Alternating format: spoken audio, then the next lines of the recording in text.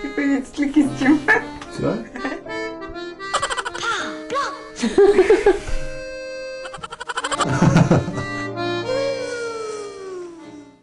Alors l'éditeur, c'est un petit peu le catalyseur.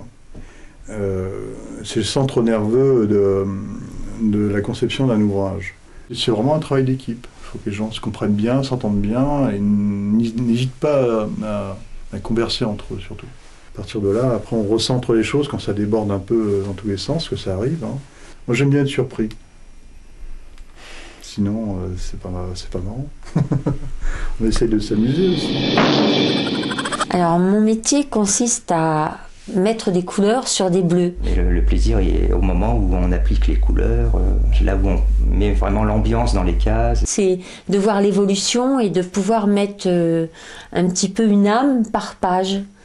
Il ne faut pas aller trop loin non plus, il ne faut pas tuer par la couleur le dessin d'origine, le trait de l'auteur. Par exemple, pour le style réaliste, je vais utiliser de l'aquarelle. Ça laisse peu de place à l'imagination, car on est obligé de se référer aux couleurs de l'époque. Pour du dessin humoristique, je vais utiliser plus la gouache, où là, il y a plus de plaisir. Ce qui est différent avec l'informatique, c'est que c'est le moyen de l'outil de travail qui n'est pas du tout le même. Même en numérique, on peut réussir à mettre des matières, etc. On n'a pas le plaisir tactile du pinceau, de la couleur.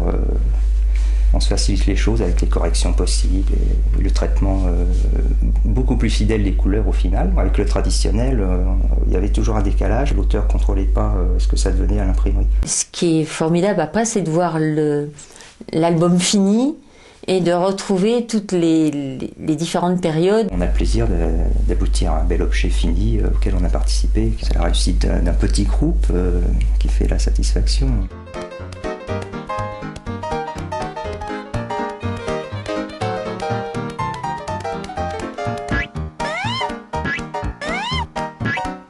On a du papier, un crayon à papier, une gomme, une règle, et voilà. On peut partir à l'aventure. On ne peut pas remplacer le crayon. Hein. Le crayon et la gomme, ça reste d'actualité pour tout le monde. Hein. Je pars directement de l'histoire telle qu'elle est écrite. On a l'impression de mettre au monde quelque chose.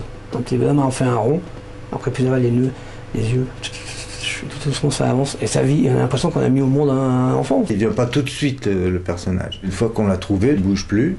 Et là, on l'exploite le long de la bande dessinée. Quand on fait un dessin au crayon, on va faire des bases. On voit l'évolution d'un dessin que l'on veut faire. Le moment de l'ancrage, c'est quand le crayonné est entièrement terminé. On peut rajouter du dynamisme. C'est là qu'on va être précis, quand le trait va être parfait, l'arc de cercle va être vraiment très joli, très beau. C'est-à-dire qu'on voit le dessin définitif. Une fois que c'est fait, on passe au gommage. L'inspiration, elle est toujours là.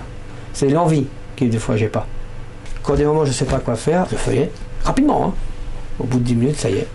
J'ai envie de redessiner, j'ai envie de recréer. Il m'arrive par exemple de faire une page crayonnée. Je m'arrête le soir par exemple, mais quand je reviens le lendemain matin, si un dessin me plaît pas trop, je l'efface carrément et je recommence.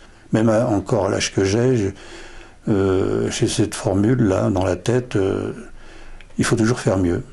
L'historique m'oblige à me documenter. Moi, le comique, je peux exagérer. Moi, si mon bras n'est pas très proportionnel, comme c'est un dessin humoristique, ça ne va pas trop, quoi. Si j'avais un choix, d'ailleurs, je préférerais l'humoristique parce que c'est un dessin qui est plus amusant à faire. On laisse libre cours à notre imagination. Pour les enfants, on m'adapte à un graphisme plus simple. Si c'est une histoire qui s'adresse plus aux adultes, les personnages sont pas tout à fait pareils, le rythme non plus, les cadrages changent aussi. C'est pas évident de passer d'un style à l'autre d'ailleurs. Oh, alors il y en a beaucoup qui vont dire que c'est un métier, moi j'appelle plutôt ça un loisir. C'est un métier où on peut s'éclater de diverses façons. C'est jamais pareil, c'est ça qui est intéressant dans la BD. C'est surtout mettre ce qu'on a dans la tête sur le papier qui est jubilatoire. Vous savez, le dessin c'est une passion, hein. Alors ça se développe petit à petit, mais vous l'avez très jeune, je crois. Hein. J'ai été mordu par le virus de la BD. La passion reste, elle est tout le temps là. Hein. C'est un travail d'écriture au départ, qui est destiné à être illustré après sous forme de bande dessinée. C'est tout un univers à créer en fait. Les morceaux qui s'emboîtent les uns comme les autres, qui finissent par former un tout cohérent, c'est ça qui est intéressant. À un moment donné, on prend plaisir à lire, et puis on essaye de répéter un petit peu, de se raconter des histoires à soi-même. Je pense qu'il y a toujours une partie de soi dans ce qu'on écrit. J'essaye, au départ, de me mettre dans la peau du lecteur, et de raconter une histoire susceptible de me plaire. Il faut pas que ce soit redondant, il faut que les dialogues soient pas chiants, etc. Donc il y a quand même un certain nombre de règles à respecter, effectivement. J'aime raconter des histoires extraordinaires qui arrivent à des gens d'ordinaire. C'est-à-dire qu'on puisse s'identifier aux personnages auxquels les mésaventures arrivent. Viens, petite fille, dans mon comic strip. Ah bah oui.